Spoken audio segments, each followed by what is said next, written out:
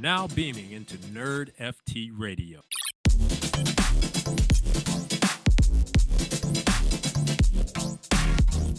This is NerdFT Radio, where nerds full-time explorers of the metaverse, surfers of the blockchain, and not in our mom's basement. I'm your host, RSG, aka the Dog Dad, and I'm here with Crypto Crier, aka the actual dad, the real dad.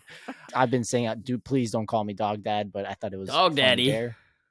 But yeah, by the way, Luffy's doing great. He's getting bigger. He's getting chompier. He's getting the zoomies as well. And he just got his first I got him a little subscription box. I'm not putting the name here unless you want to sponsor the podcast, but we got a little subscription going on with the little pup. So he's going to get some cool things today. But I'm back. Crier was able to go ahead and do the podcast last week, or the last episode, with the wildcard team with Finn, as well as was it the founder that was on as well? Yeah, Paul Bettner. Paul? He is awesome. The founder for that one. He created Age of Empires and Word Friends. Super good episode. I would definitely check it out if you missed it. A lot of fun stuff. Absolutely. Yeah, Crier went solo. They talked about Crier went solo. They talking about Snap. Yeah, that's what you told me. And I was obviously the one time that the other person, hey, I play Snap. Yeah, we didn't talk about, or I wasn't there. But let's go into it. It's been a little bit of time since we talked about some news since the last episode. It was with a guest. So let's jump into it. The number one thing that's going on probably in the last few days is that Reddit has dropped another NFT drop in the making. So what's going on here is we have a brand new drop, which this time, again, it's on Polygon, the same route, everything normal. You can use a credit card. You can use all the crazy stuff that we had in the first gen and the second gen, but this time with over 100 different artists for this drop. Some of those are at least the one artist that when I look at all these different creations, the one artist that sticks out to me was the creator of, what's the little rainbow cat guy? Nyan Cat. So if I'm not mistaken, his name is Chris. PR Guitar Man or whatever his name is. Yeah, his name is Chris Torres. He's the creator of Nyan Cat meme, the one that you just see the little like Pop-Tart cat. He was able to go ahead and make some NFTs on that end. If I'm not mistaken, let me check really quick. There was a supply of 1,000 of his, and those literally sold out instantaneously. And from all of the comments and everything, Tyler Files, a lot of the big ones that had been big artists in the last and previous ones sold out pretty quick for sure. A lot of them were a lot of attention. Everything's botted. What's not botted? I can't think of anything that's not botted. Yeah, you gotta think real quick. Yeah, I had to think on that one. But we do have this. A lot of people are asking, hey, has it been holding up? I know that me and Crier at first were like, Reddit's not going to do that good. And then it did good. And we're like, oh, crap, we were wrong. And now are we really wrong? Because it's not doing that well. But turns out it actually did pretty well, because it's already done over, if I'm not mistaken, $600,000 in trade volume over the period of like 24 hours.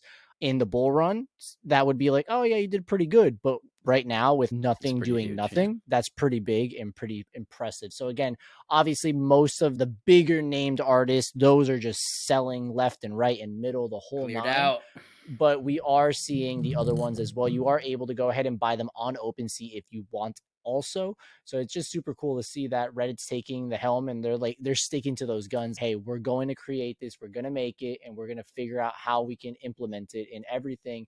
And the main thing that myself and I'm probably talking for both of us, Crier, the great thing about how Reddit does this is the process doesn't feel like you're buying into an NFT. You're just literally buying something, which everyone's done on the internet if you've been on the internet.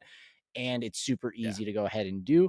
And if you just take a little bit more, like 2 steps forward into the crypto NFT space, you'll understand how to get it to your own wallet and then onto OpenSea to go ahead and sell it for a profit or a loss, or just because you want, I don't know. A wash, right? But yeah, I definitely think they did a job. I mean, especially with stuff like Amazon coming out, and we got like a little over a week for Amazon Marketplace to drop. It's probably not gonna happen. Huh? Let's make a bet right now. Do you think that it happens or Amazon pushes it? I think it'll happen. I'll go with push. You think you're gonna push? We'll come back. All right. And this is with no information that I have. I'm just going to randomly say it. Yeah. Just push. Either way, it'll coming out soon. I guess more people getting into the space. Just how we always talk about. We saw, who else was it? Razer is coming out with a venture arm capital firm coming out. They announced it today. So similar thing, like all these large companies coming into the space. Some of them are doing it, some of them are doing wrong. Reddit has done it right. All the Nickelodeon shit, that was all wrong. We'll see how Amazon does it. Coinbase did a pretty terrible job. See if they can clean up their act on that one. But a little more information on the Razer launch. So they are funding a incubator for Web3 gaming. That's definitely been the largest push out of all of these things. Gaming is definitely the next kind of like wave or meta of people to invest in. Right? Everyone's investing in AI companies and Web3 or new gaming ventures, essentially. But Incubator is leveraging its network to spin up stuff. Animoca, Amazon Web Services, OneUp Ventures, Griffin Gaming, Play Ventures, and they're accelerating adoption of blockchain games. So those are the people they're partnering with, the usual big players in the space. I definitely think this is something that could be cool. And again, I feel like Razer has like a pretty like cult following on the gaming side. Like they definitely, there's a lot of people who definitely interact with them. They've already had crypto rewards previously. They had used their mining rewards, I believe. You were able to pretty much have your idle GPU with their app, and then would give you points for them. And that essentially was mining crypto on your PC. So that was something they interviewed. I think it was maybe 2 or 3 years ago they introduced that one. Obviously, you should definitely just mine for yourself if you're going to do that. But I just thought it was a cool concept because again, people were earning points to then get like a free keyboard or get mouses and stuff, which if your computer's idle anyways, why not? Yeah, why not? So there's some cool features there. But again, I think these things coming in, expansion in the space, even on the side of just government edges, we're definitely getting a lot of pushback on crypto lately. I think that plays in a big part of a lot of people looking at crypto more. We've Ethereum and Bitcoin have been rising quite a bit. Bitcoin's back above 30K. The U.S. government saying it's a national security threat. So you want to do a live read really quick, Crier? This just in, bankrupt FTX has recovered $7.3 billion in assets and is considering relaunching the exchange in Q2. Let's probably, for all the people, I just did this live and it just happened. Please don't put your money into FTX. Keep going, Crier. I'm so sorry. Terrible idea. Yeah. Pretty bad idea. Yeah. So they were able to recover 75% of it essentially because they lost 10 billion. So do you still want to have 2.5 billion missing? No, no, thank you. Hold your own money. It's what we talk about always. But yeah. Ugh. Yeah, I've been on like the fucking the gauntlet to get. We started a LLC for crypto funds, and literally it's been over a month now to get this thing funded, and I still can't trade on it yet. They're still making me jump through hoops and give them my every fiber of data. I had to upload like 36 documents for the LLC and they haven't approved it yet. And I was like, what on earth do you need all this for?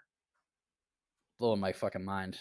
Listen, at the end of the day, how I look at it, it's that the government, the overall processes that we go through with the banks, with everything like that, unfortunately, they're playing pickup. And the only way they can catch up. The only way they can play catch up is by stopping things from happening and putting it to the side and trying to figure it all out while others obviously take the consequences of that. If they want to go ahead and move forward and do this and do that, if they have the opportunity to stop them, they're going to do everything possible for that so that they can try to catch up and figure everything out with us. So that's just the unfortunate part. And of course, when bad news like the FTX news or any of the news that for the last year that's happened in the crypto and NFT space, obviously doesn't help out. And it makes those banks, the governments, all these people be like, maybe we shouldn't even look at it for a little while now. Hopefully things change, obviously, with everything happening with the actual banks that just destroyed everyone. People, like you said, are looking towards crypto. They're looking for something, like owning they just want their own stuff. It makes sense, man. At the end of the day,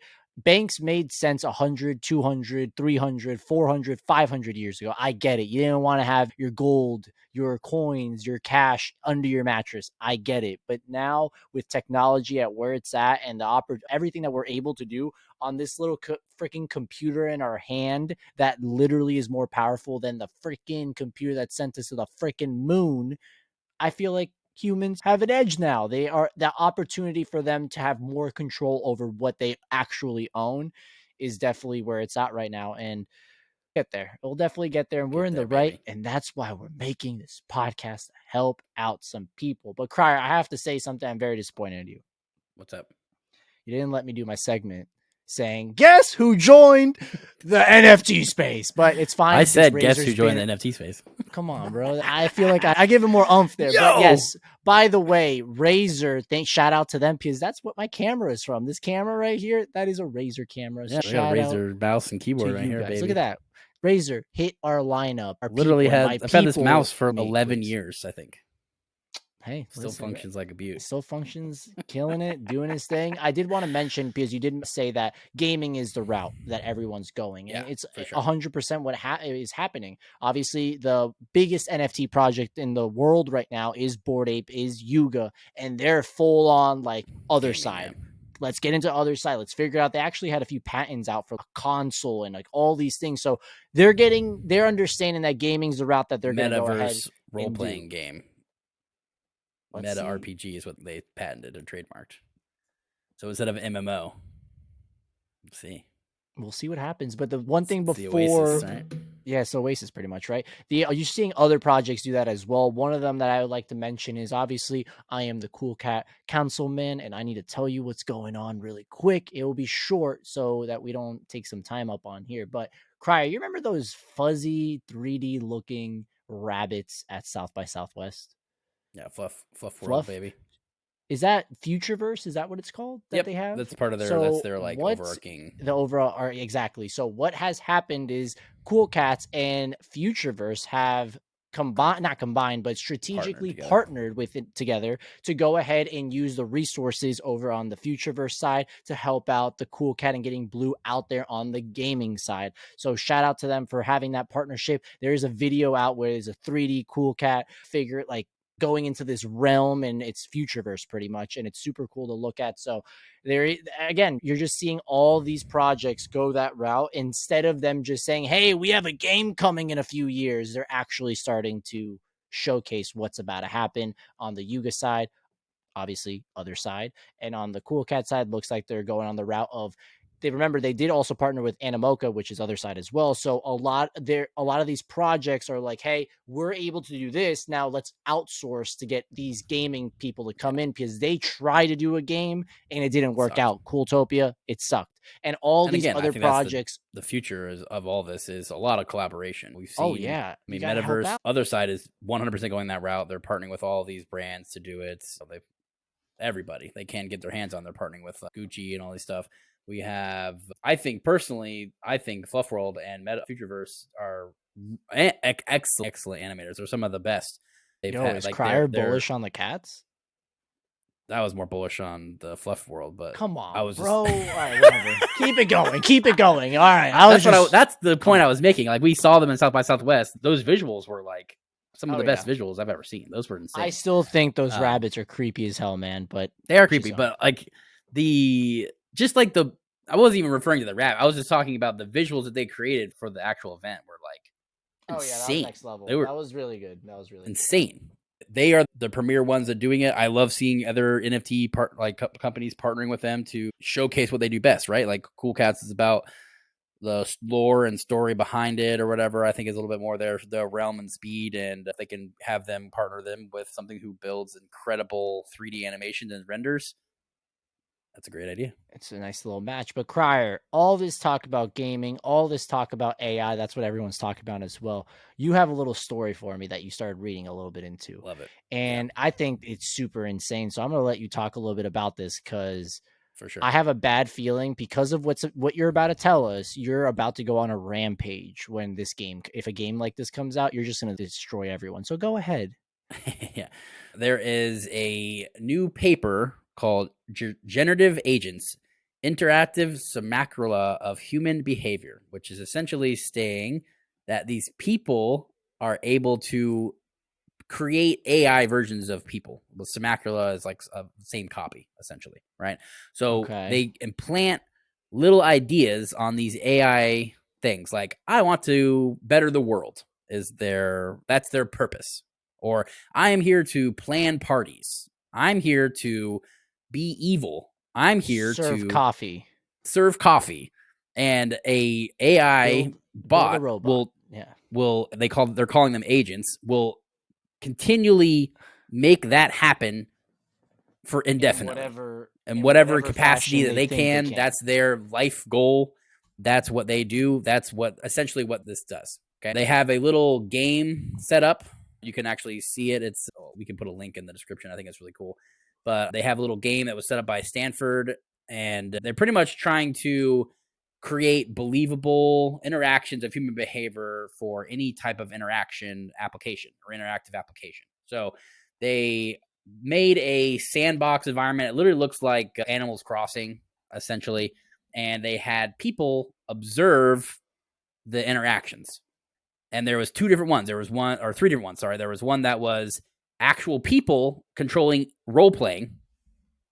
Like each little of the 25 AI people, there was a control group that had real humans like role-playing as that person.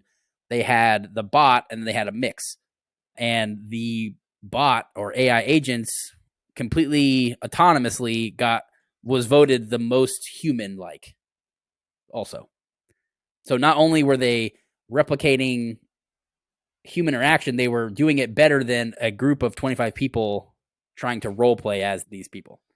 More believable to a set of observers, which I also think is insane. So there's a lot of applications that come from this. So say you're making like an MMORPG or something like that.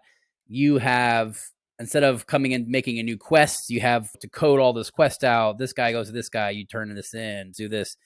Now they can plant essentially like a seed in one of these AI agents, and they essentially go and do it. So this was the little thing they did.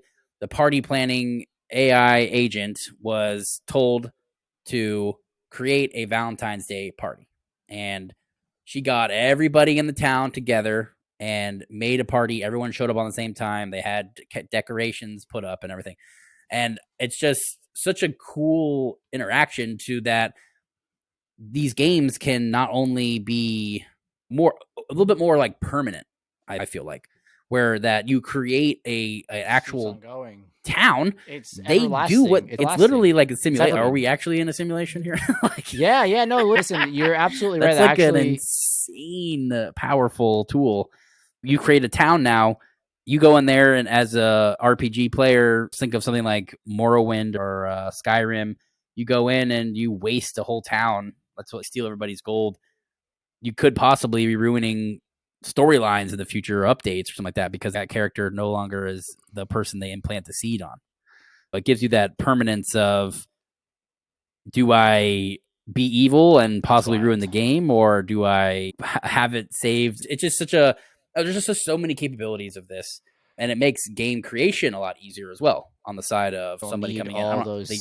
I code one person, not 25 interactions from each person. I code one person to say, hey, get everybody together and throw a party.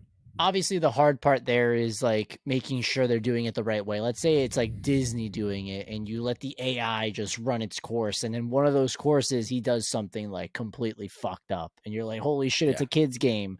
So obviously, there's going to be a little bit more implication in just, oh, here you go, run wild. But there could be those games like, let's say, a GTA or something like that, where it can run wild and just do some crazy stuff. And like you said, I know you and we absolutely love Westworld. If you remember in that last season, Dolores was the person writing the stories of those characters. She was the godlike figure in writing it all. Now you're telling me that those people, like it's real pretty much. And it's wild, and they're creating their whole entire thing. She only just does a little bit of it, and then the AI does the rest of it.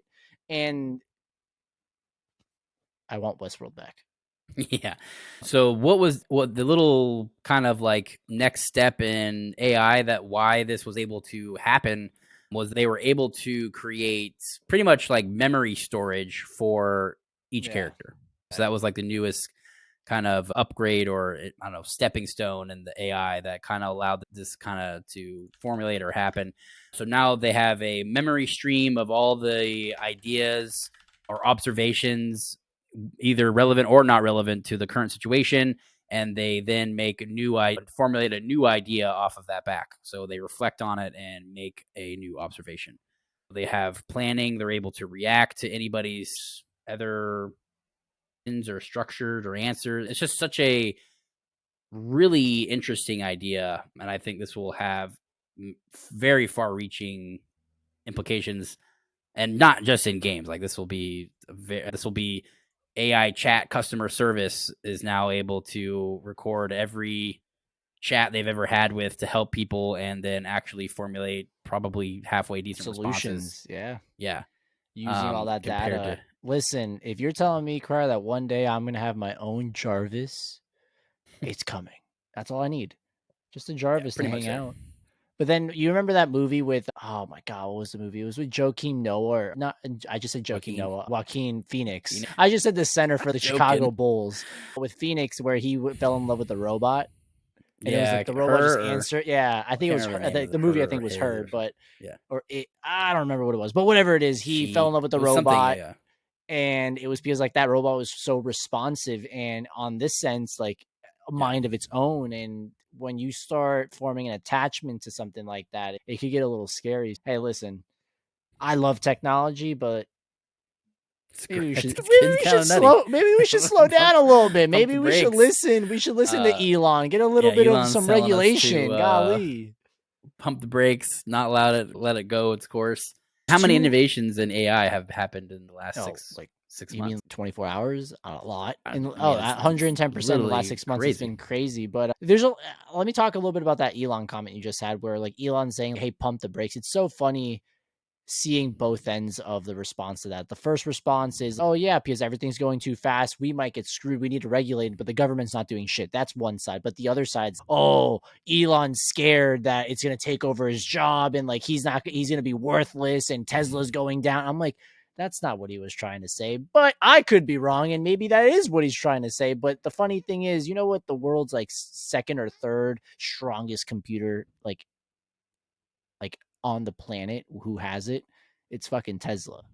So like they have the AI behind it. What do you think I do every single time I drive my car? It's shooting that data to their AI, and it's building wild stuff. And that's how they're getting their sensors and automated driving and all this stuff. But that's for another story and probably another podcast. Crier. What's up, baby? You did your homework. I did my homework. That's right. And we're both very happy. It's me, your Mario. Bro, the movie was great. It was awesome. No spoilers, but every single person in that movie, I think, did a great job. I will say that I felt like it felt rushed.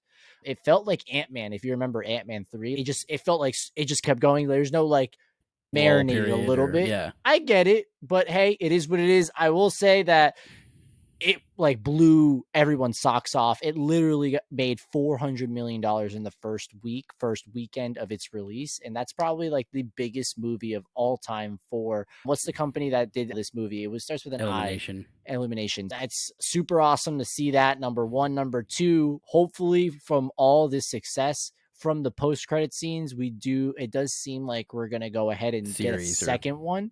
But a lot of people are saying that this could open up the cinematic universe for Mario, Nintendo. Imagine a Kirby movie. Imagine a Star Fox movie. Imagine after multiple of those movies, you get a Super Smash. You can get a Super Smash like type movie where you're going against the hand. What is it? What's the master hand? Yeah. So like a lot of really cool things that could happen, but the movie itself was super awesome to see. Everyone was laughing. Kids were happy about it. Adults were happy about it. It was your son loved it. It was just phenomenal. I had a great time in the movie. What was your favorite character in the whole movie?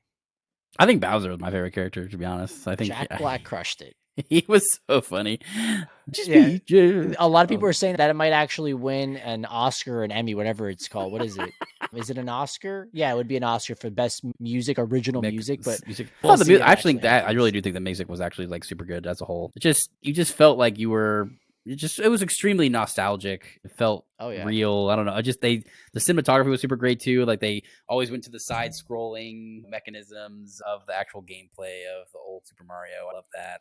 Yeah, just overall, I was super impressed. I thought they nailed. I love the carts. The carts were super fun. How you spin the wheel. My favorite. And the Rainbow Road was super cool. That was my favorite. Blue Shell. That was awesome. Phenomenal. Everything about the Mario Kart aspect of that was absolutely phenomenal. The one thing I will say, there was a character missing in the whole movie, and I was very upset not seeing him. It's a close person to Bowser. That's all I'll say. I won't ruin it, but it was a close. That is clown car. Yeah, and there, you know what I'm talking about. So I was upset I wasn't able to see that in the visual, but other than that, I really enjoyed Luigi a lot, and the whole sense of going into the scary aspect of it. Obviously, Luigi's Mansion. It was just a great movie. Another person that was missing was another princess that a lot of people were like, "Hey, where the heck is that one?" So it was just a great overall movie. And the one thing that stole it for me was the star in the prison. That was hysterical. That little character, Luma, it was just like so funny to listen, just talk about death and talk about like failure and everything. You're like, holy shit, what's going on here? Voice, so you're good. It was a cute voice, so it was good. But the other thing I will mention was it was super cool how like Seth Rogen, they asked him to be Donkey Kong, and he straight up said, "I'll be Donkey Kong, but I'm not doing voices. I never do voices. So if you want Donkey Kong, it's gonna be Seth Rogen." And they're like, sold. And it worked pretty good. Well. It worked really well. So I'm super happy that happened and it worked on that end. But yeah, other than that, I 100% recommend. I love the comment about like your dad is disappointed. And he should be. That whole just like that was so good. It was great. It was great. They did a great job. The whole sense of just Donkey Kong just hating Mario and the way they did it was just so funny. And Mario just like getting an understanding of what he's supposed to be doing. It was like the come up of Mario. It wasn't just like Mario was already a badass. It was like we were seeing him understand everything. Super awesome. And how they intertwined both worlds and everything like that. Again, super awesome movie. I 100% recommend to go see it. Actually, this is the first time I saw a movie not in IMAX in a very long time. So I was able to go see that. Super weird movie theater. Have you ever been to a movie theater that you enter, like the screen is here and you enter this way, then you sit down and then like you look? It was just weird. It was a weird. I went to the Disney and at Disney Springs, the movie theater there. It was freaking packed, but that's the movie theater I went to. But the other thing I did want to mention is we got a new trailer, Crier. I don't know if you've seen it, but I got one more comment. I love. Oh, go ahead. We went. Hayes was dressed up as Mario, and literally everyone was freaking out. And shout out to the lady who gave us her popcorn bucket. She was like, "Yo, you can save yourself a couple bucks. Here's my reusable popcorn bucket." And Hayes literally lost his mind.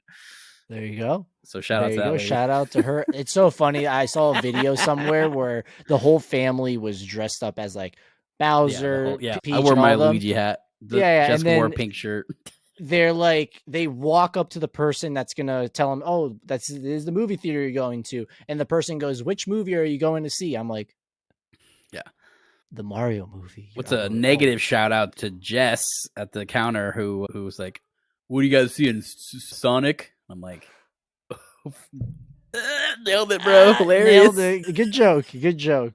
But the other movie, the trailer that's come out recently, I think on Tuesday, if I'm not mistaken, was the brand new Captain Marvel 2 movie that's coming out at the end of the year, which is The Marvels, where we're going to see Miss Marvel, Monica Rambeau, and Captain Marvel go ahead and go against a villain that we actually don't know much about. It looks like it's the half sister or sister of Ronan. If you remember Ronan for the first Guardians of the Galaxy, and he was also in Captain Marvel, the first one, like flashback scenes, but it looks like we're getting her as the villain. Nick Fury's involved. We're getting Kamala Khan, the whole family. We're getting Monica Rambeau. We're getting Captain Marvel. And a lot of this trailer, what I love about was that it ties in a little bit with the Guardians of the Galaxy. So we might maybe in the upcoming Guardians of the Galaxy 3 movie see some like snippets of or connections in between one another. But the movie looks great. One thing I did want to mention when you do see the trailer, have you seen the trailer, Car, or not yet?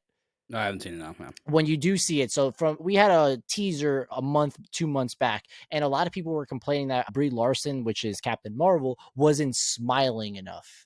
So Marvel used the song "Don't Tell Me to Smile" in the trailer, and everyone lost it. They're like, hell yeah, let's get it. So I'm super excited. I will say that literally everyone can complain about anything. Like, everyone complains about everything. But the first Captain Marvel for me, it's on the lower end of the Marvel movies. It's not bad. It's not good though. It's not good, but it's not bad. There's some good spots in there that I absolutely love. That's what I feel like it's close to Captain America 1 for me, where the first half of Captain America 1 was just really good. And at the end, they're like, what's going on for me, for Captain Marvel, the way she got her powers. And then we started seeing the Creed at the end, or like the little snippets of the Creed and with Phil Coulson and Nick Fury was super awesome. But the rest was just like, I don't know what's going on here. Hopefully on this end, I think Miss Marvel, Kamala Khan, the actress, I forgot her name. I'm pissed I forgot her name, but she's so good at Miss Marvel. She's literally Miss Marvel. It's like when you think of Robert Downey Jr., Iron Man, Captain Steve, Chris Evans, Steve Rogers, Kamala Khan. I don't know her name, but she is literally a walking Miss Marvel. So I'm super excited to see this movie. And other than that, Crier, I have to say it. We have to start doing a countdown. We are very close to Breath of the Wild 2. We're very close to Zelda. Baby. And I don't think I'm going to see the sun for at least a month and a half when that game comes out. That's going to be Diablo 4 for me. I cannot wait. I cannot wait. It's in May. I have to pre-order it. So I'm going to do that right after this episode. And I'm just super excited. A lot of really great games are coming out. For me, baseball's starting. All these Marvel and DC movies are about to start popping off in the summertime. So a lot of really awesome things. And of course, on the NFT side, it's gaming. So that means this podcast is about to go like bonkers. Because at the moment, all these projects are going into gaming. All these companies are going into gaming, which means we're going to get a lot of news. We're going to have some news. We're going to have a lot of news. We're going to have a lot of guests. We're going to have a lot of opportunity to showcase these games and figure out what's that one game that Crier and Red Sox guy are going to truly fall in love with and not go outside for months, years, decades. We'll catch you guys next week with another episode of NerdFT Radio. Just grab a brick and throw it right now. That's all I got. Throw it Just through a window. Throw it through a window. Peace. Later.